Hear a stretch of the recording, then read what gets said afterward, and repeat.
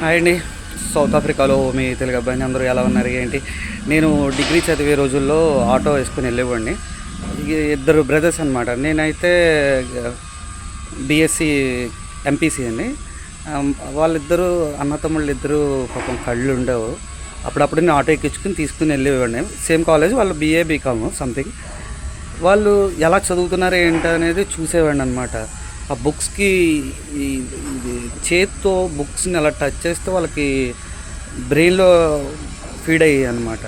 ఇప్పుడు ఒక బ్రదర్ వచ్చి బ్యాంక్ ఆఫ్ ఇండియాలో హెల్ప్ డెస్క్లో చేస్తున్నాడు. ఇంకో బ్రదరు చెప్పాడు కానీ గుర్తొచ్చింది, తను ఒక లైబ్రరీలో ఉంటారు కదా హెల్ప్ డెస్క్, అందులో ఉన్నాడు. ఇద్దరు చేస్తున్నారు. ఇప్పుడు ఒక 4 సంవత్సరాల కింద కనిపిస్తే మాట్లాడాను అనమాట. అప్పుడప్పుడు అనేవారు వాళ్ళు, చేయగలను అంటావా, ఎందుకు చేయలేరు, బోల్డ్ మంది చేస్తున్నారు కదా, చెయ్యండి, దానికేదో చదువుకోండి బాగానే, అగో మా ఈ అక్షరాలు అయితే ఇలా ఉంటాయి. నేను అప్పుడప్పుడు వాళ్ళతో మాట్లాడేవాడిని. వాళ్ళు చాలా హ్యాపీగా ఉండేవారు. వాళ్ళతో నవ్వించేసేవాడిని వాళ్ళని ఎక్కువగా. సో ఏంటంటే ఏదైనా చేయాలండి, కొత్తగా ఏదైనా చేయాలని నా కోరిక.